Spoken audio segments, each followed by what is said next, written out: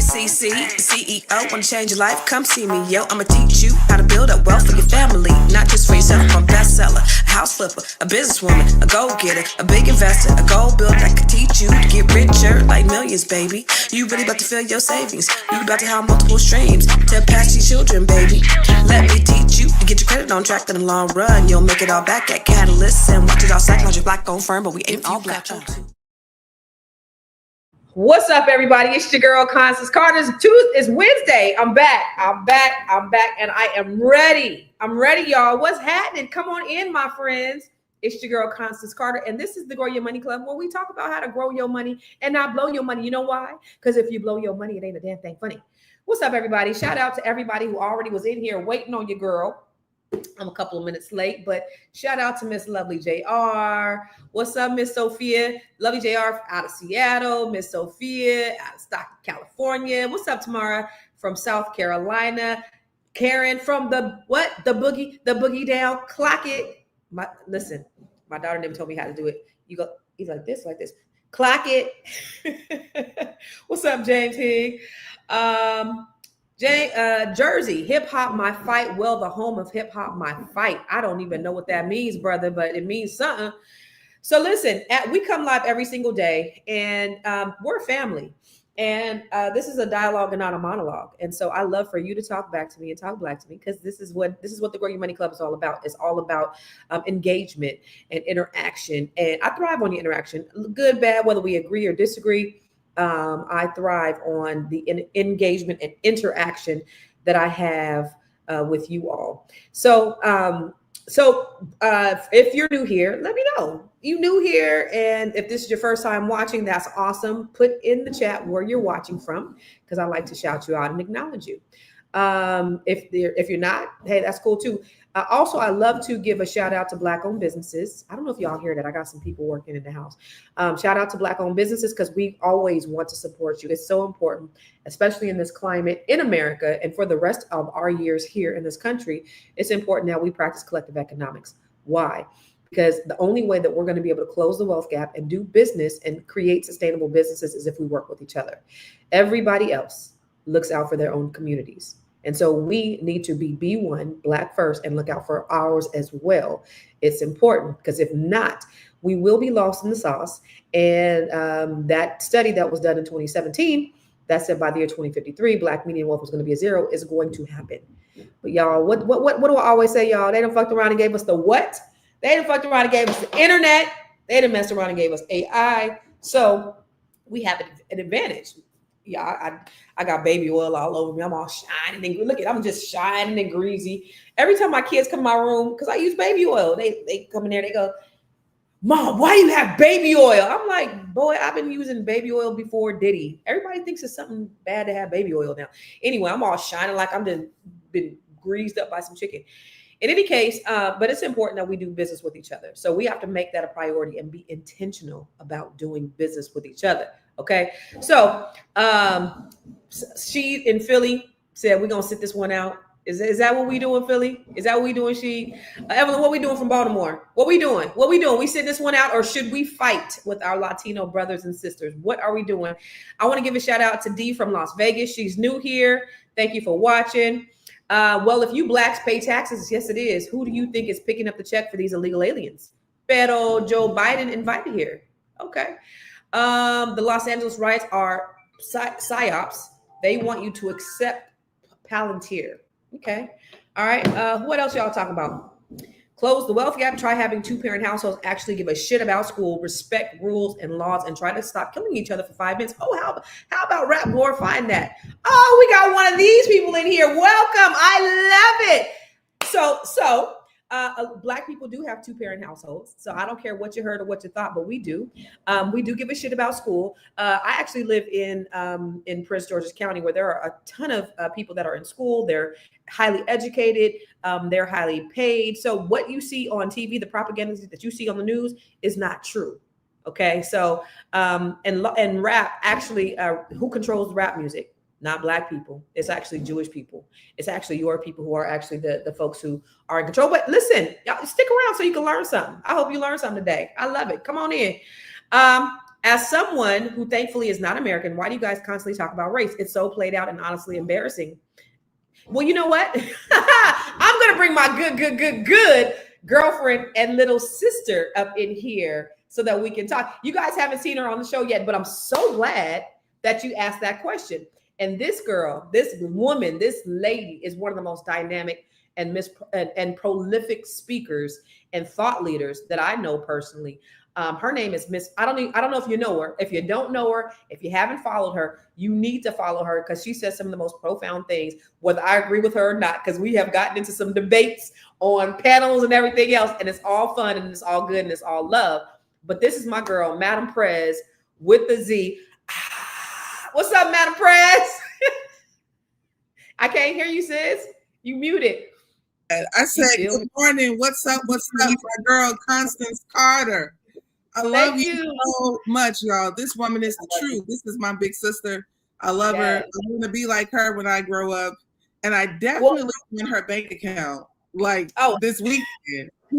She is the one, you know, she's the one. She's not just the one who talks about it. She backs it up. Like when you say 2-parent household, yeah, her kids, her children, they were born into 2-parent households. When you talk about wealth building, she's the one. She's the builder of homes all over California and beyond. She is the truth.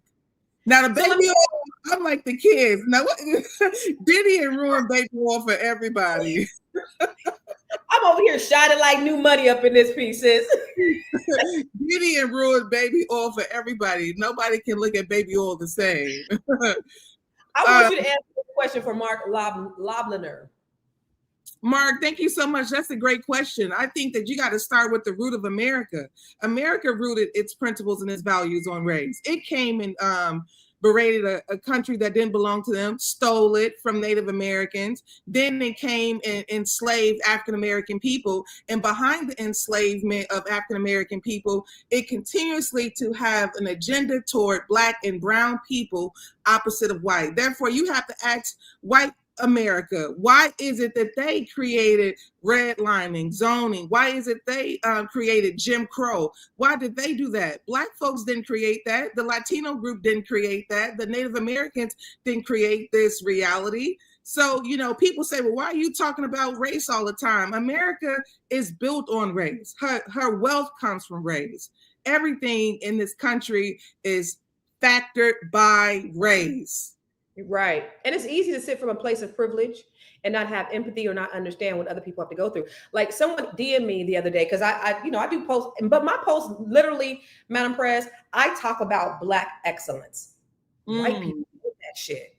When I talk about Black history, they hate it. It's like when you threw, remember on, I think it was The Wizard of Oz, when they threw water on the Wicked Witch of the West and she was melting. It's like Black unity is like that water that they threw on the wicked rich of the rest for these racist white people. They hate that shit. So, I've been getting DMs from people calling me N-words, all kinds of, I get the DMs, y'all. I can let y'all see them. I get DMs. And listen, I'm not afraid of nobody. I get phone calls.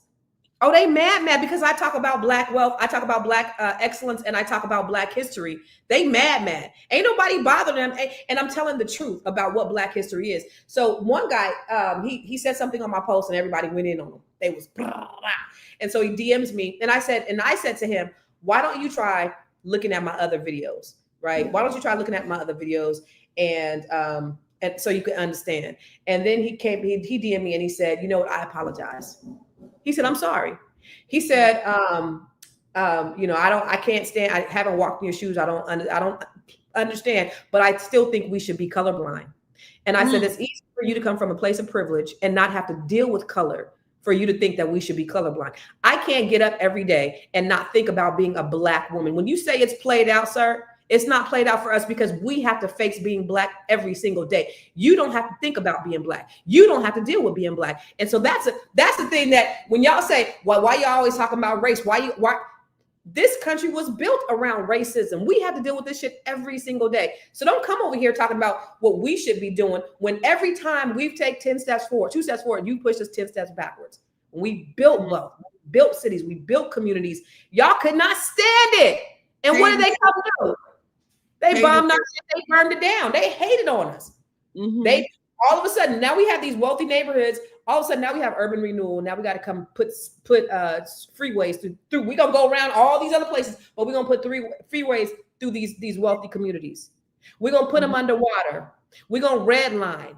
We're gonna take the money out of the communities. We're gonna take the stores out of the communities. We're gonna take the local economies out of the communities. So food deserts in the communities. What community you know where you can't get a healthy meal within a mile of a neighborhood? That's intentional. You all talk about, you know, black this and black that, but let me just tell you, like the white woman said, I can't remember her name, Jane, you don't want to trade places with black folks in America. You wouldn't do it. You wouldn't do it if somebody paid you. Absolutely. Be consistently ignored. But let me just say something to you, Mark. I can guarantee you, no matter how many black folks that does have a reality of food deserts and redlining and red zoning, there are a lot of black people that have overcome and are uber successful in an America that did not intend for them to be.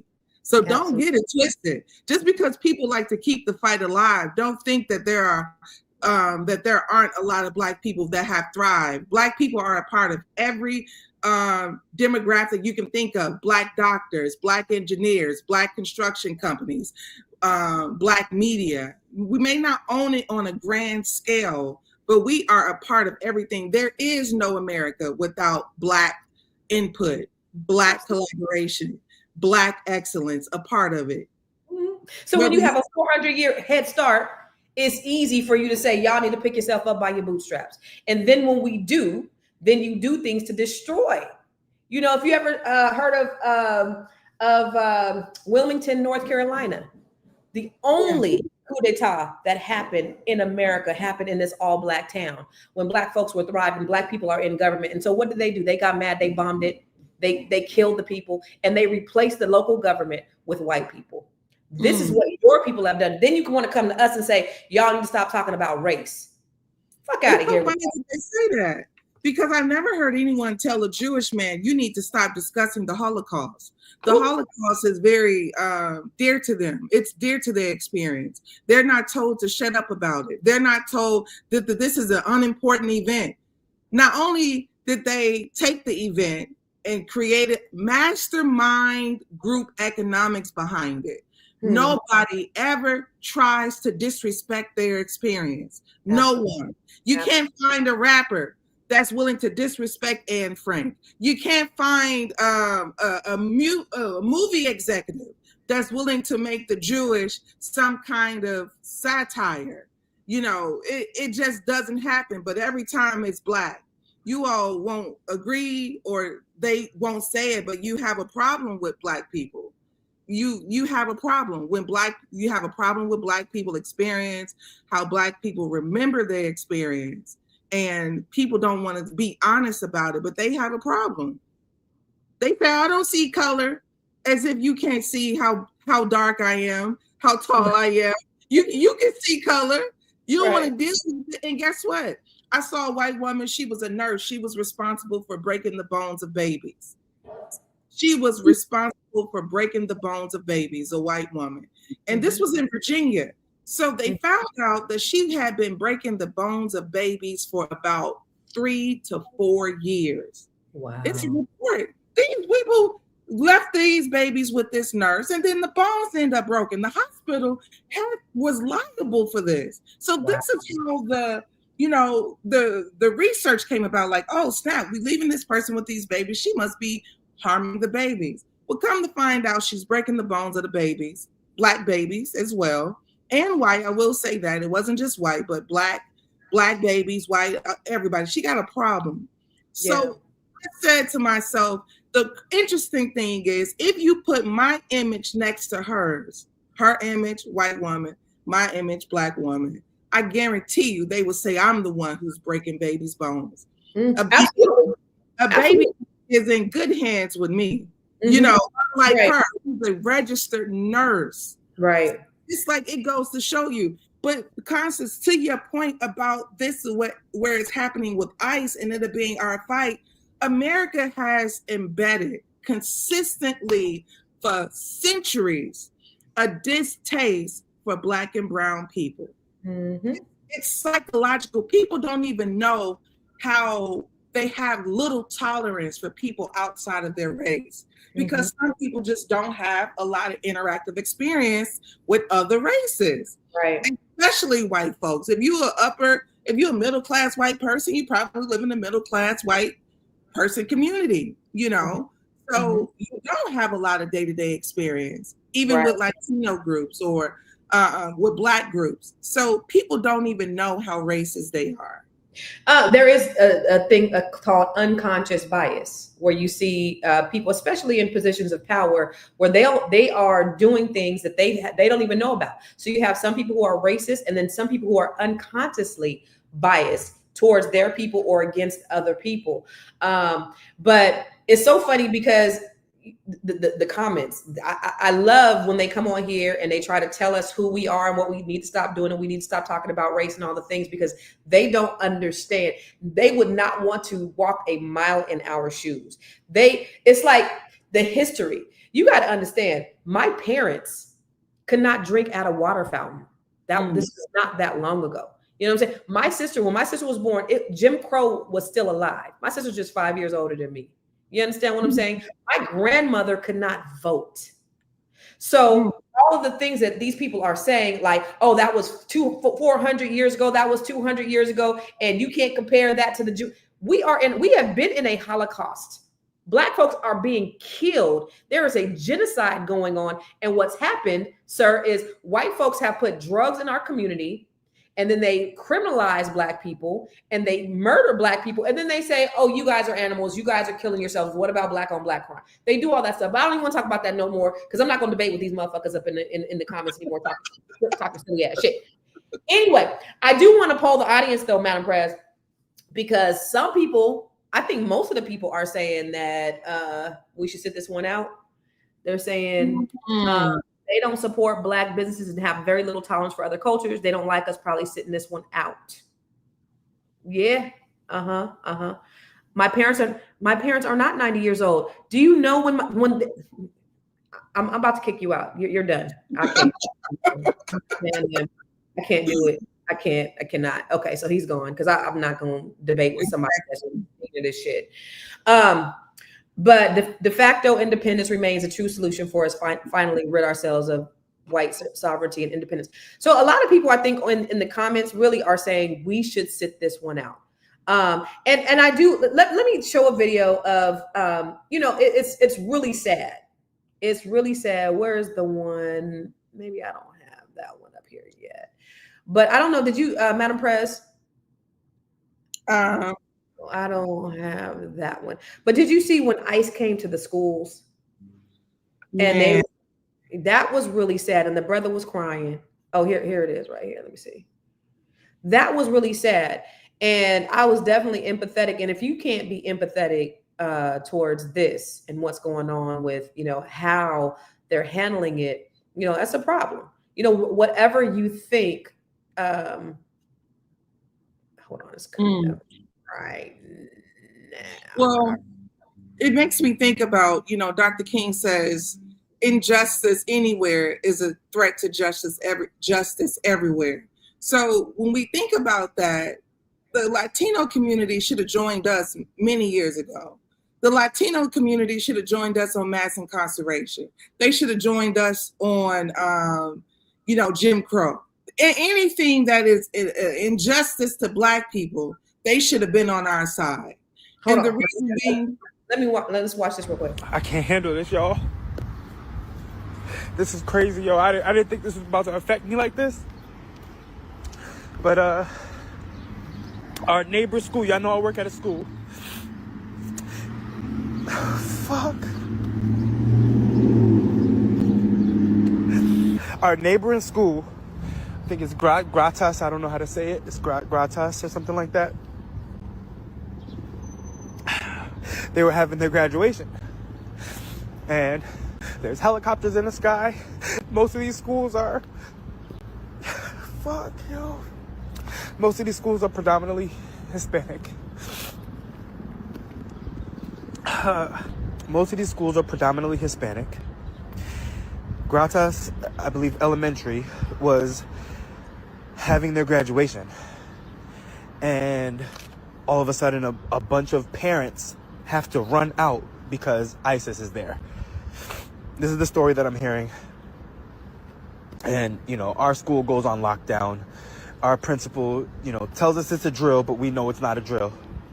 And so ICE comes to the graduation. This brother's crying. He's very empathetic. I've seen some comments where people were mad that the brother was empathetic, and saying things like, we need to sit this one out. This ain't our fight. What do you think about that? And you were saying injustice anywhere is injustice everywhere.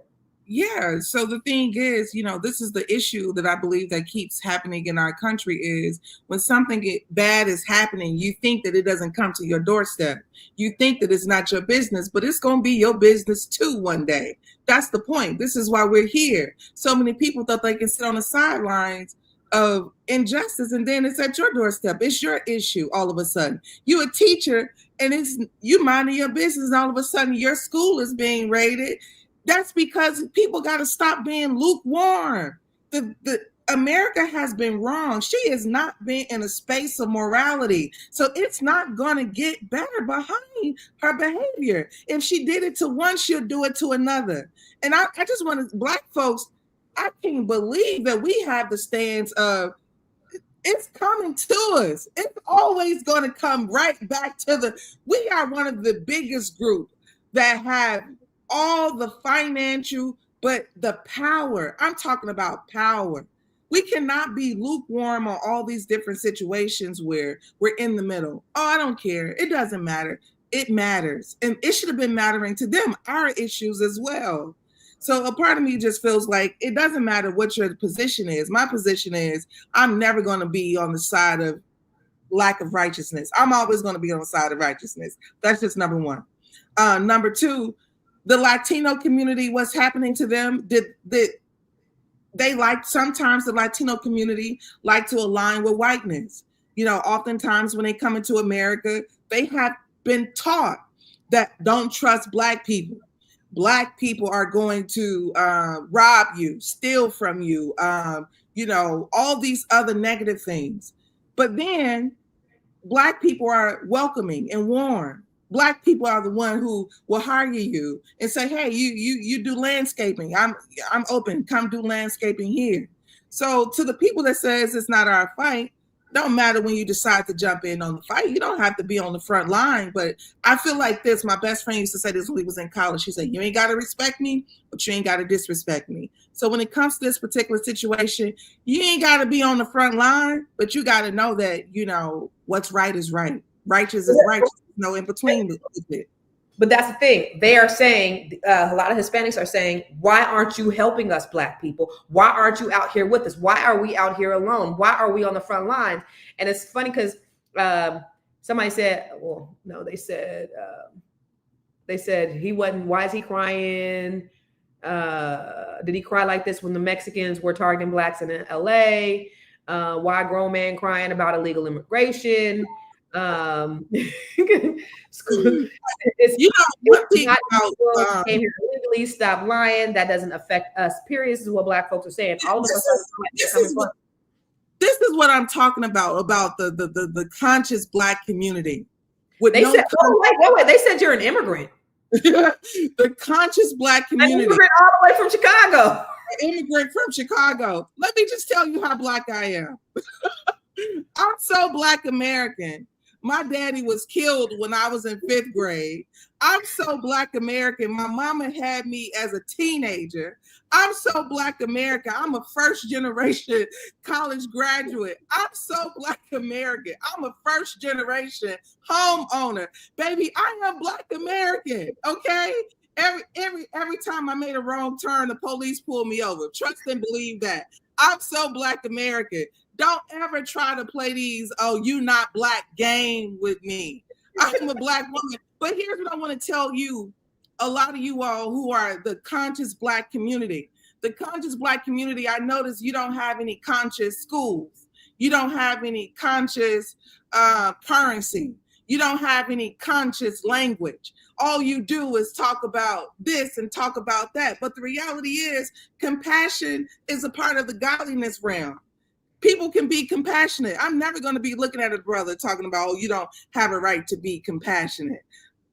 We need compassion. If some of the politicians had a mind to and do this properly, this wouldn't be so disruptive. There's no way that this should be this disruptive. It's too disruptive to a society to have people coming into graduations, coming into schools, this is not a healthy way of managing a society. You mean a society that's already, now hold on. They was using the Black woman as the face of everything. They say the Black woman, you know, she's her. She's voting, all of that. She's going to be the next president. The Black woman is, the Black woman that. And then there was 106,000 Black women unemployed. Last month. I mean, I'm just saying, y'all, they keep on playing these games. That's the thing. If you're on the side of righteousness, you don't have to keep going through this stuff. So let me ask you, because what a lot of people are saying is that they're not looking out for us. They aren't concerned about us. They are not fighting for us. And when you look at the statistics, look, 42 to 46% of the Latino vote nationally, highest ever, surpassing George W. Bush. More Latinos voted for Donald Trump than voted for George W. Bush ever. He had the highest Hispanic vote ever. And then if you go back and look at this video, where these Latinos, they were on it. I'm Hispanic and I vote for Mr. Trump. We vote for Mr. Trump. Yes, Mr. Trump. We love you. We love you. All the way to the White House. Beyond betrayed.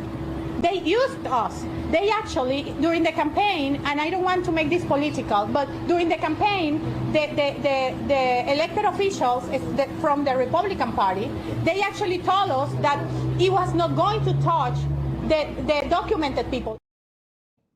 What do you say about that? Because here's the thing I have a problem with, Madam Perez, is these Hispanics, they assimilate with white people. They assimilate with white. Just like you said, when they come over here, they're told not to associate with us, not to affiliate with us. In their own culture, they are told to whiten out their family. They're told to marry lighter, to disassociate yourself with Black people. All these things, they have this anti-Black ideology, and then they go and vote because they don't want a Black woman. And I don't care what you FBA say, Kamala Harris was a Black woman. And so they don't want this Black woman to be the president. So now they're going to vote for this white man because they think that he's in their best interest. But everything that she said that he was going to do, he's doing. Correct. He did everything he said he was going to do. Well, the funny thing is, going online saying "I love you, Mr. Trump" is crazy work. The one thing I will vote for Donald Trump. Oh my God, that's crazy. That's just number one. That's crazy work. I will never. You could never. This is another thing that I learned, and I think Minister Farrakhan teaches this very well. Is you have to get what your needs are. You got to go in there with your focus and what you want to happen, but don't go in there idolizing nobody on either side. I don't care what your political belief system is. There should be no form of idolizing, and you should be going there with your demands, not kissing the ring. That's just number one. They voted for Trump because they believed the great white hype. They believed in what this man was saying to them, not having a sense of understanding that this is politics. Let me tell you, Obama had passed reparations for the Jewish community, for Jewish elders. So if you were over like 65 years old and you didn't reach a certain income, the Obama administration had gave Jews reparations for seniors who didn't reach a certain income, right? But when the Black people at the church got killed, Obama came in and started singing Amazing Grace. It wasn't reparations. It wasn't let me help you with this. It was Amazing Grace, how sweet the sound. But the Jewish community, got money. They got something tangible that if you didn't reach a certain income that you can have access to. And it really almost made me think, well, what about the Black seniors? When you reach a certain age, your income diminishes. So you mean to tell me we can't be considered? Our grandparents and great-grandparents couldn't be considered, but the Obama administration ensured that the Jewish elders could be considered. So this is what happens to us even as a community, is we literally put our own desires and needs on the back burner and leveraging the Latino community. We put their needs, we standing side by side with them. This is when Joe Biden was in office. Oh, you got to do this, you got to put their needs to the side, but you forgetting about your grandmama. They passed their grandmama good. Your grandmama not. So my thing is, go ahead. But I was gonna say that's the problem though, is that everybody else has hijacked civil rights. And so what it's done for us is it's watered down our rights that we fought for, that our grandparents fought for, that our ancestors fought for. Now we can't even have civil rights because everybody else partakes in it, and then they shit on us. And that's, I think, a problem that a lot of people in the audience, in the comments have is, look we out here on the front lines, and don't nobody care about when we getting beat up by the police. They Look, when you talk about people voting against their own best interest, this stupid ass bitch. The last election, who did you vote for? I feel embarrassed to tell you, but before all the years back, since I got my citizenship, I said I was a Democrat, but then, in these last elections, I voted as a Republican. Why? Because I'm against abortion. She is against abortion. Now all her family members, everybody that she owns a restaurant, everybody that worked for her, now her business is failing. Now her business is gone because everybody then got deported.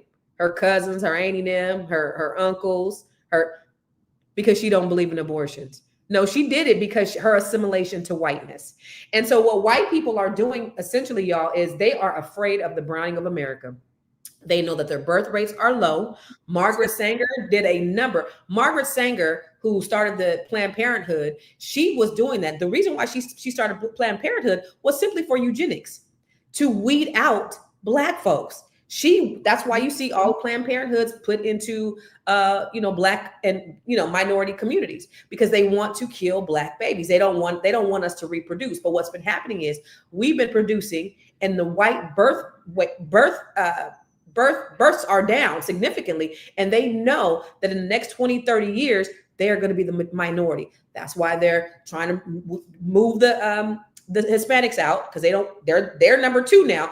Remember, Dr. Claude Anderson said that in a few years, I think he said back in the early 2000s, by the year 2015, we're going to be a permanent underclass, because all of these other minorities are coming in, and it's the lighter you are to white, the more privileges that you have. And so what these Hispanics want to do is they want to assimilate to whiteness. They want to get the privilege of that being what the access to whiteness has to offer. And what they didn't realize is they were voting against their own. Because what they're going to do, because Brazil in the early 1900s, they imported millions of Europeans because Brazil was majority Black. And so in the early 1900s, late 1800s, they imported millions of white people from Europe because they wanted to whiten Brazil. It was called the whitening of Brazil. Same thing Donald Trump is trying to do with America, because they know that pretty soon they're going to be the minority. And so Hispanics, even though they want to be white, they not. And so they're just using them as voter pawns to get into office so that they can keep their power. So they're going to have to figure out a way to keep America more white. Well, I also think that the Democratic Party really ruined. They did this. They brought these people here and lost an election. They gave these people a complete false hope. They was bringing them here by the busloads, trying to figure out where to place them. I believe that they was going to try to use a lot of the Latino community to, basically the immigrants and the migrants, I think they were going to try to get them to vote. It just didn't happen fast enough, because there's no way to get millions of folks here in months' time and have absolutely no plan for them. This is a failure. This was a horrible idea. And if somebody was back there with some sense, they would have told them, this is a bad idea. Remember what happened in your hometown of Chicago, where they brought all them damn. And let me just tell you, I went home over the weekend and I went to my friend's 40th birthday party. And the funny thing is, somebody, follow Madam President. If you're not following Madam President, you're missing out on life. But Madam President is one Madam President, always with a Z, on all platforms. But basically, he says, you don't understand what's happening in Chicago. He says, you have migrants who've been dropped off into Black neighborhoods prostituting. He said, and they are treating a $5 bill like it's $50. Damn. He says, if you give them $5, they are doing. Now look here, y'all. Good time. It's like, get down how you live, I'm assuming.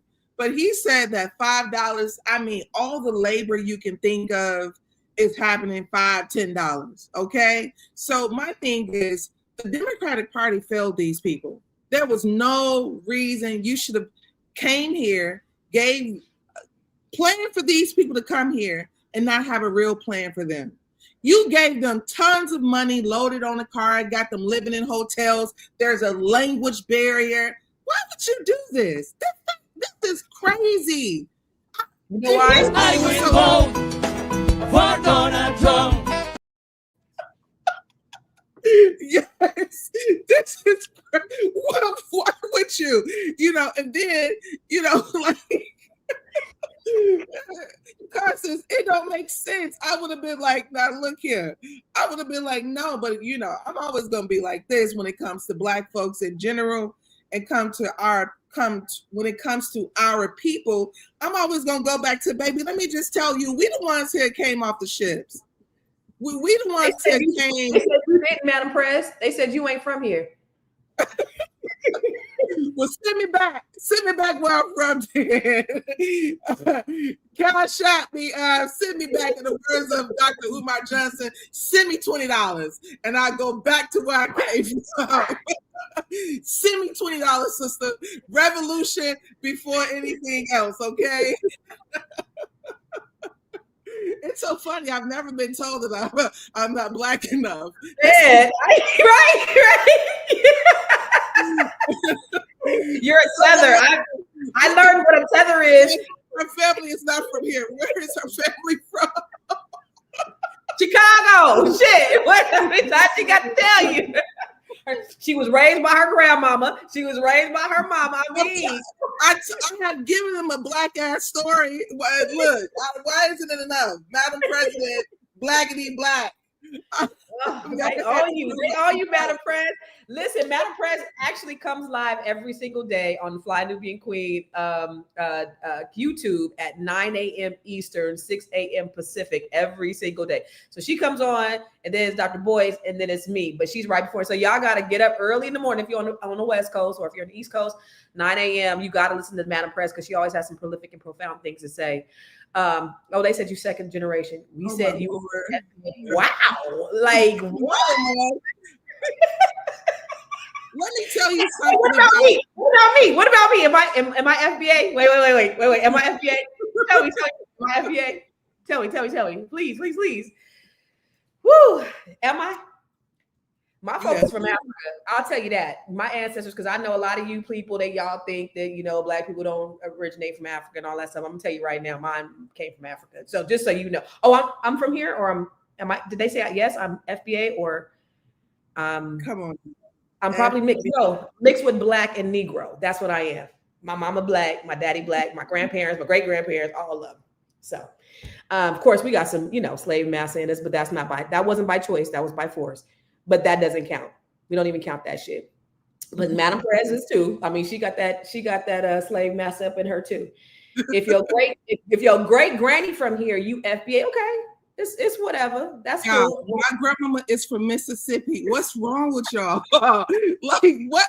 Hold on though. On both sides, my grandmama on my mama's side and my daddy's side, both from Mississippi. Crazy, y'all. You're Haitian. Haitian. woman. Crazy as hell. We are, but it doesn't even matter because we Black. Listen, we all came from the same place. We got dropped off. In fact, we may even be cousins to our Haitian sisters and brothers, are the ones that are in Puerto Rico. We might have the same great grandparents. We just got dropped off in different places. What makes us less Black? What makes us less Black? Just because we were shipped to different places, which is crazy, and that's also the other divisive part, right? Because J. Edgar Hoover said the biggest threat to America, he said it, is Negro unity.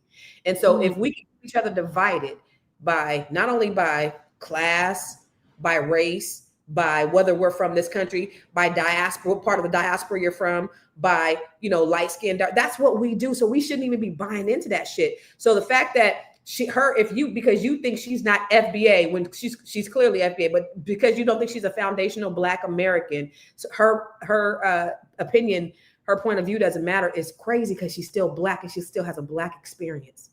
It's crazy. It's crazy. But anyway, let's look at this video right here because I think it's interesting because the GOP has definitely changed. Because when you hear Trump talking, he talks about separation and dividing and division and the criminals. But the GOP was actually a lot different prior to this. Where is it?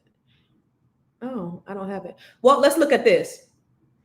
Because when we talk about Hispanics and the anti-Black rhetoric that we hear a lot, you go to cover, nigga. I'm fake, nigga. I know you do, dog. I'll spit on your plate. I'll put my dick on your plate, nigga. Fuck your family. Fuck your kids, nigga. That's how it is. I can't sleep comfortably because of you. He be fucking getting a whole fucking plate. He be fucking expecting us to give us a whole fucking shit.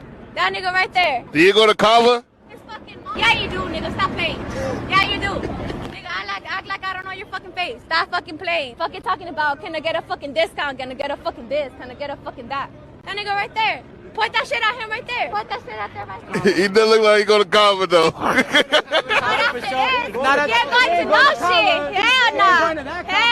no. He ain't going to that cover. What's your favorite thing to order at cover? Everything. The reason why I wanted to show that is because this is indicative of how these young people talk right now. They all call it, they're very, very disrespectful. And in fact, my daughter often, because I'm from San Jose, California. My kids were raised in Stockton, California. There's, majority of the kids that they were around was Mexican.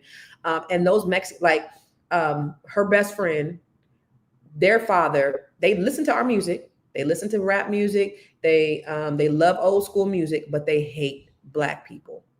Mm-hmm. Her best friend was dating a Black boy, had to hide it from her dad. He put her on punishment, beat her because she was messing with somebody Black. This is how they are. This is how a lot of them are raised in this generation. Their parents, it's a lot of anti-Black in some of the Hispanic community. I'm not saying in all the Hispanic community, but there is a lot and they use the N-word a lot. In fact, that same best friend, her brother, who's a little bit older, called my daughter an N-word with a hard ER. So there's a lot of racism in the Hispanic. A lot of them don't like us. A lot of them don't like us. Well, you know what? That's crazy as hell. That video is crazy. I hadn't seen that. That's just number one. So let's just say, for instance, that's the mindset of 80% of the Latino group. Then no, you can't join that. Ain't no way possible you can stand side by side with that. One of my closest friends in Chicago, her daughter is mixed. Her father is Mexican. My best friend is Black. And she said that her daughter went to school. And so now, mind you, her daughter is like in 3rd grade. Someone called this kid an N-word in 3rd grade. What? They're learning it in 3rd grade? What the hell? They learned it at home. To show you, this embedded. But this is the thing. Everybody made Black folks the problem. We ain't your problem. We're not your problem. But see, it was not a problem. It's the anti-Black rhetoric that they learned from white society. And everybody wants to assimilate to how they think their life would be better. Right? Because if you associate yourself with Black, that's just like, you you having a worse life. But why would I want to associate myself with the folks who have the worst life? I want to be with the white folks. And if the white people are saying stay away from them, they're bad, they ain't shit, they're not this, they're not that, they're going to associate themselves with the people that have the privilege. And that's pretty much what it is. And it's unfortunate. But, you know, at the end of the day, justice is justice, right? The way that everything is happening is wrong. You know, you can't go get, you know, a seamstress that's working in a factory. You said you're going to get the illegals that were committing crimes. Some people are just here just to have a good life. And so when you have all that divisiveness and that rhetoric that Trump spews, then it trickles down to everybody else. And that's what causes, that keeps up the division. But the GOP was very different in the 80s, very different. They were not like MAGA GOPs. Check this out. My name is David Grossberg, and I'd like to know, do you think the children of illegal aliens should be allowed to attend Texas public schools free, or do you think that their parents should pay for their education? Who are you addressing that to? I think you're first in this. He was looking right at you. I said he was. Look, I'd like to see something done about the illegal alien problem that would be so sensitive and so understanding about labor needs and human needs that problem wouldn't come up. But today, if those people are here, I would reluctantly say I think they would get whatever it is that they're, you know, what the society is giving to their neighbors. But the problem has to be solved. The problem has to be solved because as we have kind of made illegal some kinds of labor that I'd like to see legal, we're doing two things. We're creating a whole society of really honorable, decent, family-loving people that are in violation of the law, and secondly, we're exacerbating relations with Mexico. The answer to your question is much more fundamental than whether they attend Houston schools, it seems to me. I don't want to see if they're living here, I don't want to see a whole thing of 6- and 8-year-old kids being made, you know, one totally uneducated and made to feel that they're living with outside the law. Let's address ourselves to the fundamentals. These are good people, strong people. Part of my family is a Mexican. Can I add to that? I think the time has come that the United States and our neighbors, particularly our neighbor to the south, should have a better understanding and a better relationship than we've ever had. And I think that we haven't been sensitive enough to our size and our power. They have a problem of 40 to 50% unemployment. Now, this cannot continue without the possibility arising with regard to that other country that we talked about, of Cuba and what it is stirring up, of the possibility of trouble below the border, and we could have a very hostile and strange neighbor on our border. Rather than making them or talking about putting up a fence, why don't we work out some recognition of our mutual problems, make it possible for them to come here legally with a work permit, and then while they're working and earning here, they pay taxes here. And when they want to go back, they can go back, and they can cross and open the border both ways by understanding their problems. This is the only safety valve right now they have with that unemployment that probably keeps the lid from blowing off down there. And I think we could have a fine relationship, and it would solve the problem you mentioned also. So very, very different rhetoric, very different talking points. It's just when there was humanity. You know, even though me personally, I'm not getting on the front lines with you. There's too much that we need to do inside of our own community. We got fight, we got work to do over here. But it doesn't mean that we have to be inhumane. I ain't going on the front lines, but kids shouldn't be pulled out of school. You know, people shouldn't be shot with rubber bullets in their head. All the National Guard should not have been sent to LA. You know, it's just causing more havoc than is necessary. It's ridiculous. So although I'm not going to stand with them, I'm not going to fight for them, I'm not, because we got our own issues, it's still not right. There's a way to go about it. Absolutely. And all those men on that stage were liars anyway. Well, they all are. Shit, all of them. Exactly. They was just straight up lying as best as they know how. You know, did you ever watch the documentary 13 by Ava DuVernay? I can't get the call out of my head where the political strategist is talking to some presidential candidate, and he's telling him that we can figure out whatever we decide to do, we can figure out how to make sure Black people get it the worst. He literally said that on audio. It was caught. He says, we can figure out whatever you want to. This was just talking about from political, from laws to money. He said, whatever we can figure out how to make sure that Black people, the other people, get it the worst. I mean, and that's what's been happening in this country. No matter what happens, we still get it the worst. Even in all of this that's currently happening, 106,000 Black women lost their jobs.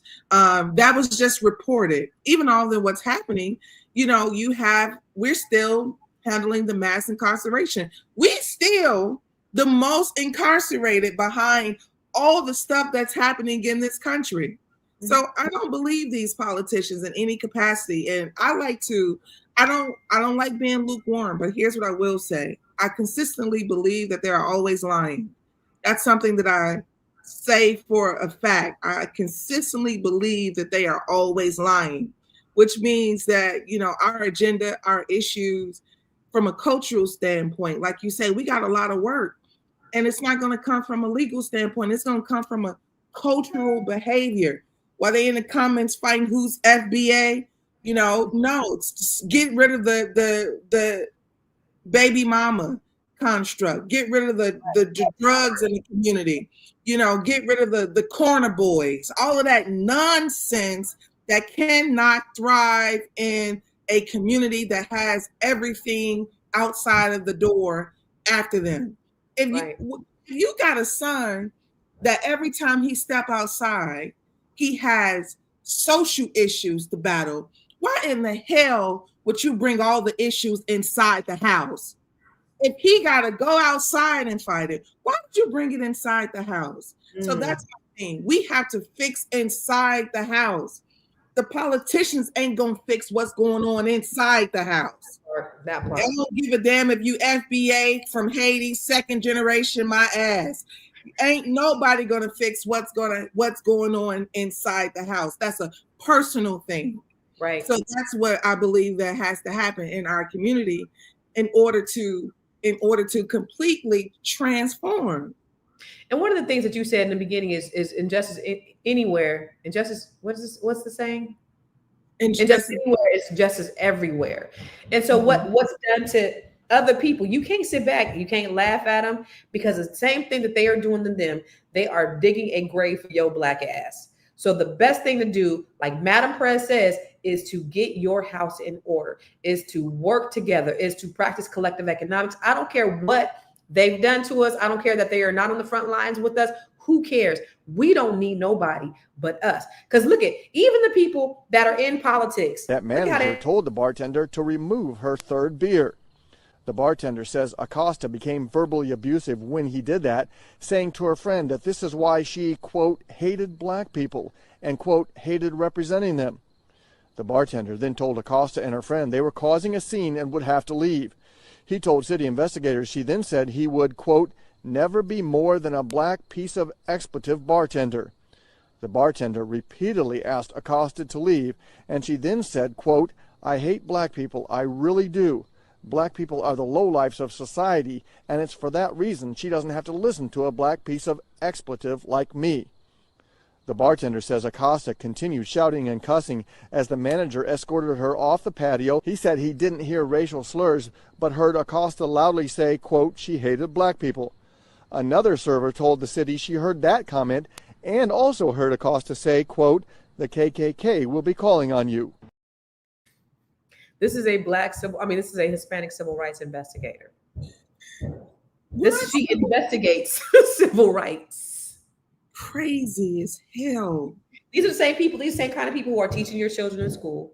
Same type of people who are in law enforcement. These are the same type of people who are in city council. Watch this. LA City Council President Nury Martinez resigning after a leaked audio recording, first reported by the LA Times and obtained by our affiliate KNBC, captured Martinez and council member Kevin De Leon making racist and disparaging remarks in 2021. The attacks targeted fellow council member Mike Bonin and his young son, who is black. The comments, which were spoken behind closed doors in 2021, referred to an MLK parade in which Bonin participated in with his son. It's like the oddest thing. It's like black and brown on this float. And then there's this white guy with this little black kid who's misbehaved. The kid is bouncing off the effing walls on the float, practically tipping it over. Martinez is also heard describing the child as a little monkey in Spanish. They're raising him like a little white kid, which I was like, this kid needs a beat down. Like, let me take him around the corner and then I'll bring him back. The source of the recording is unknown, and NBC News hasn't determined whether it's been edited, but the LA Times reported that during the conversation, De Leon also appeared to compare Bonin's handling of his son to Martinez carrying a Louis Vuitton handbag. Councilmember Bonin releasing a statement saying, in part, "We are appalled, angry, and absolutely disgusted that Nury Martinez attacked our son with horrific racist slurs and talked about her desire to physically harm him." The conversation reportedly taking place during a meeting that also included Councilmember Gil Cedillo and Ron Herrera, president of the LA County Federation of Labor. The group was discussing the redrawing of council district boundaries. Cedillo and Herrera are not heard on tape making any racist remarks. In a statement, Cedillo apologized and said he should have intervened when racist remarks were uttered, while Herrera said in a statement that there was no excuse for the remarks and his inaction. Martinez and De Leon both issuing apologies over the weekend, with Martinez stating, "In a moment of intense frustration and anger, I let the situation get the best of me, and I hold myself accountable for these comments. For that, I am sorry." De Leon, for his part, said, "There were comments made in the context of this meeting that are wholly inappropriate, and I regret appearing to condone and even contribute to certain insensitive comments made about a colleague and his family in private. I've reached out to that colleague personally." Yo, you see that? I saw These that. people who are in leadership. These are people, and it's not just Hispanics. Trust me, it's not just Hispanics saying that. But there has just been this long-standing tension, especially on the West Coast. And I know you're in Atlanta. You're from by way of Chicago, so you probably haven't experienced that. But there is this long-standing issue. We should always support what's right. Mm-hmm. That's all.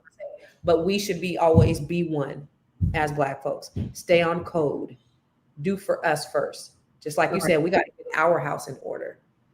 Completely. And learn what code is. The nonsense can't take over. Okay. That's just first and foremost. We can't have this addiction to nonsense all the time and then think that. I never forget when I was in college, I had a professor tell me, you can't have your hand in the garbage and one hand in the garbage and one hand reaching the sky. You never get where you're going. You have to have both hands in an upward position to receive acceleration. So that means that one hand hitting the ground and one hand up here. So yeah, that's true. So all that to say that I'm with you on that. And everything is still coming back to our doorstep, no matter what. I think I saw somebody with a comment that says Black folks, they're taking prisoners to Salvador or something like that and other places. And then we're highly incarcerated and they're pushing us to other countries too. And I don't even want to get to start talking about the mass incarceration issue, Constance, because it's so painful. The system, you get these people in jail and in prison, you don't know where they are. They've been transferred. Then you're not people serving life sentences. That's the prison system. And I just want that's that prison system. And then the guy, the Garcia guy that they said was innocent, they just indicted him. What? After they indicted him because they don't want to bring him back. That's crazy. Knowing he's not a criminal, knowing that tattoo was fake. But you know what else too? There is no righteousness behind their behavior. There was a guy that for nobody though. That's my mind. We shouldn't even want that for nobody. And even though we are the biggest victims of the system, you think about that because remember, like I said earlier, the biggest threat to America is Negro unity, is the Black Messiah. That's what J. Edgar Hoover said. The biggest threat to America is the Black Messiah, Negro unity. So what happens? They kill all of our leaders. After they kill all of our leaders, you have COINTELPRO, right? So they kill all of our leaders off. Then they put drugs in our community. And it's well documented that the CIA put drugs in our community. A white man named Gary Webb, who worked for the San Jose Mercury News, he did an investigative piece, and he found that the CIA was responsible for putting drugs in the community. So and then they were going and putting guns. They were just dropping off guns on the streets so that we can kill each other. And so then what did they do? They incarcerate us in mass numbers. So a lot of our Black men are now incarcerated because you put drugs in the community. Somebody said they didn't make them pick it up. Yeah, but when you take all of the economies out of a community, when you have no jobs, what are the people who are there supposed to do? They're trying to get money by any means possible. So that's what when you had, let's even go back to after Reconstruction, and when you had the Great Migration, you also had white flight, which then caused urban decay, because when white people left these neighborhoods, also the stores closed, the grocery store closed, all the economies left with it. And so now you develop these ghettos. So now you have these ghettos. So now you have poverty on a grand scale. People can't eat, they starving. Then you go drop off drugs in their community.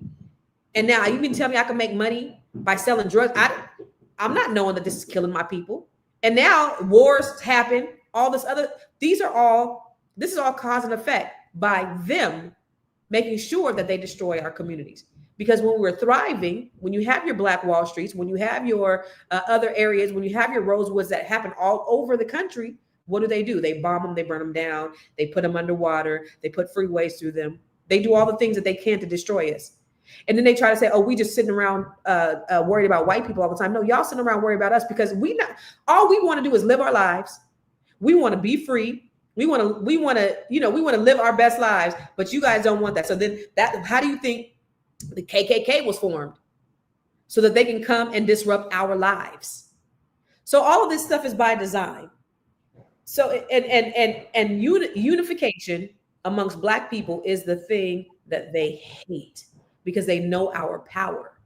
They think we're going to do what they did to us, and we're not going to do it. But they know that the power that Black people have. And if we understood our power, man, oh man, we will be powerful. Yeah, I agree.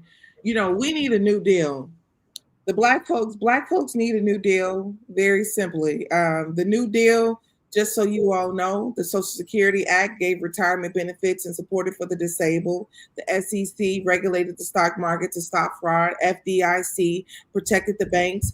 WPA employed over 8 million people in public works. White folks had full access to all of that after the Great Depression. We are a group of people who went through, after slavery, there was no deal. Most people who, after they was like, all right, y'all, slavery over, go somewhere, figure out something. By your bootstraps. Most people went back to their slave owners, the colonizer's house, and said, can we work here? Mm-hmm. This is what most people said. Can we just work here? Now, here's the thing. So many people be like, I can never be a slave. How many of you clocking in right now? Just make. How many of you clocking in right now? Just enough for electricity. How many of you clocking in right now? Just enough for food. Come on, man. Stop talking to me like these people. I'm just saying, like, it gets me upset that we try to normalize and act like we can see life through the colonizer's eyes. How are you thinking that you and Donald Trump can have an agreement? How do you think that you and Joe Biden can sit down and be on one accord? This is what bothers me about having an understanding of self. I don't give a damn what they say. You already know. They say that the life is, you got the angel on one arm and you got the devil on another arm. But one thing for sure is the devil, God is not, I don't think God is negotiating with the devil. We're not coming, you know what I'm saying? You're so right about that, Madam Prez, because Black people are so caught up in politics and parties. That's not our fight. When we talk about the Democrats do this that's not our fight, Black people. We should not be on one side or the other. You should not be supporting Donald Trump or Joe Biden. You should be supporting Black people. Be one, Black first. That's all you need to be worried about. You shouldn't be I remember, y'all. I was at it was my friend's 50th birthday party some years back. We were on this beautiful island. His rich girlfriend had flew us all out to this island. We were in this mansion, and we were amongst all of these moneyed Black people. And we were having, this was around 2020, 2021. We were having this political discussion on Black America. And they were talking about how they were upset with Ice Cube because Ice Cube had the plan for Black America, and he gave it to Trump and not to Biden. And Biden, and at that time, Biden said, "I don't got time. We'll look at it later." Scat. And Trump sat down with him and had a conversation with him. And they were having the same rhetoric conversation that most of Black America was having at that time. That he shouldn't have sat down. And I was so pissed. And I was like, y'all some self-hating ass Negroes. Mm-hmm. Because this man is trying to help you Black motherfuckers. And y'all over here talking about he didn't go to Dubai. Y'all so caught up in political parties, sheeple, worried about the wrong damn thing when you should be worried about Black first. How do we move our agenda forward? Why are you worried about what them at the end of the day, just like you said, and I love Obama, because I love Obama, but at the end of the day, he did nothing for Black people, specifically, like he did specifically for other people. Mm-hmm. So we can't depend on anybody in politics to do anything. So for y'all, ride or die, even Boyce, and you know how him and D.L. Hughley got into it. D.L. Hughley was mad at him. He's like, that's just like both of us, why are we fighting for the same slave master? Like, I'm not even tripping like that. You really gonna die on your sword for these white people who don't give a fuck about y'all. Like, really? Yeah. So we have to get out of that politics shit. Like, that's not our fight. You know what? We have always been in the middle. This is the thing about the position of Black folks in America, is that it's kind of crazy because either there's this African, he wrote a book and it was really good. I can't remember his name because I read this book a long time ago, but he talks about how you're either submitting to the supremacy or rebelling against it. There is no in between. You're either in full submission to the supremacy or you're constantly rebelling against it. And that is crazy because I always said that Black folks owe Ice Cube an apology. They did this man wrong. Now, some people say, well, Ice Cube was doing this for his own particulars. He had a business that he wanted to push forward and he was using, I don't give a damn. White folks got businesses they want to push forward too. The same business he want to push forward. Kim Kardashian signed a deal with the NBA to be the apparel for the NBA. You all talk about generational wealth. That's how generational wealth happens. When business to business decides that we're going to work together. We're going to contract you to be the brand for hundreds of thousands of NBA players, all the leagues in the NBA. She got a check coming in, coming from the NBA because they're going to use her underwear and apparel for that.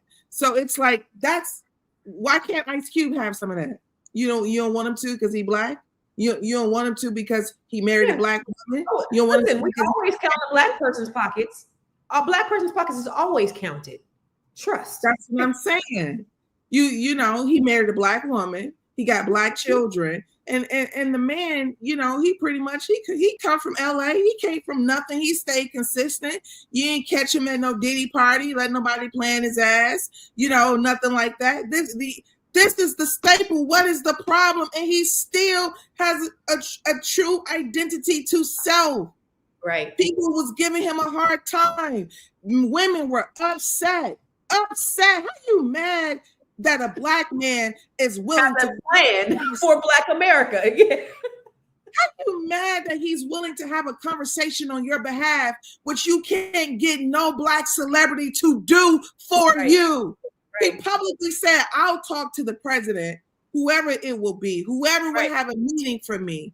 I'll leverage my celebrity. This is how LeBron James' best friends became wealthy. He leveraged his celebrity. He leveraged his power. They did not have any experience. They were all coming out of high school. But LeBron James said, you know what?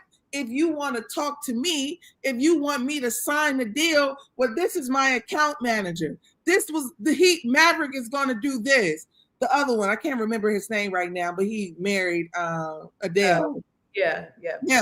He says he's going to handle this. Meanwhile, this is how they got in. They're all multimillionaires, but LeBron James had to leverage his celebrity for them to get in. They still in today. Right. Still in 20 years later. He leveraged his celebrity. So the thing is, Black folks, you want to leverage when Black folks don't get elected for an Oscar. Oscar's so white. When Black folks don't get a Grammy, the Grammys is racist. Why are you concerned about the celebrity if they're not concerned about you? That part. So you should be behind the people that's behind you. But that's that brainwashing mentality that, you got from the 1800s when they had you more concerned about Master's house. You don't have to do that anymore. I don't know if you need to know, but you don't have to be so concerned about the colonizer's house to the capacity that you abandon your own. You don't have to be concerned about the colonizer's children to the point where you abandon your own. Yep. So at the end of the day, for you, for everybody else, where do you stand? You sitting this one out? You protesting? I'm on the side of righteousness, but I ain't protesting with nobody who's gonna be calling me the N-word upside the head. That's just number one. So it's so normal in California. I'm saying all the kids, they say, I don't even know if they do it in another, I don't. I'm like, what in the world? It's very normal in California that these kids call, and they don't give a damn. There's no respect. At least when I was younger, they wouldn't do it around us. But now, there's no respect. They don't give a fuck. And there's a lot of anti-Black rhetoric going on out there. And it's unfortunate. But, I'm still on the side of righteousness too. I think there's a right way to do it. I don't think there should be any a blanket deportation where you just deporting everybody. Because, I spoke at MelaninCon last month. I spoke after Jamal Bryant. How they gonna have me speaking after Jamal Bryant? But I held shit down. But one of the things that Jamal Bryant said was, he said, don't think that this mass deportation only affects Hispanic. He said like 50 or 150 people from his church, from Haiti, from other countries, were sitting in cells in Guantanamo Bay, wherever they are. They're sitting in cells right now. So it's not just affecting Hispanic people. It's affecting Black people also from the Caribbean. What's your final word? Your final thought? Well, my final thoughts are, I would never forget one time I was, I want to go to church on y'all. But one time I was reaching out to a friend, and I remember God saying, what are you going to provide? What kind of assistance that you're going to provide to this person that I can't provide? So when the Creator stepped in and basically said, you have nothing that you can offer people that I can't offer them. That's just number one. So guess what? I put it in God's hands. I let go. I ain't got nothing to offer. I don't got to reach out to this person. I don't have to do this. But my final thoughts is always going to be with Black people, which is number one, do not go out these doors thinking that what's outside the house matters more than what's going on inside of the house. The first war, the first place that you are the president of is your residence. You are the president of your home. And in fact, I wrote an ebook, how to survive a Trump America. You can go to my website right now and download that ebook at www.madampresident.com with a Z, which is how to survive a Trump America. A Trump America is going to be a very aggressive, this place where ignorance is empowered. Like you saw the woman telling somebody, oh, you're going to get killed. I can get the KKK. You're going to be dealing with that for the next 3 years. It's going to be a lot of that. These stories are not going to let up. This man does not have the emotional and the mental capacity or the intellectual ability to run a country in a normal space. So guess what? America gonna get crazy and crazy and more crazy. Yeah. Listen, We didn't vote. You know what my hope is, because we all know that the election was rigged. We all know that Elon Musk rigged it, because they said it. They laughing about it in our faces. So we know that. So my hope is that they go ahead and do their investigation. They find out that it was rigged, and all the shit just gets repealed, because it shouldn't count. All the laws that he put in place, everything that the January 6th rioters that go back to prison, all that shit happens. But you know what? Here's my final thought on whether we should be on the side of our Hispanic brothers and sisters. This is what I think. I will vote for Donald Trump.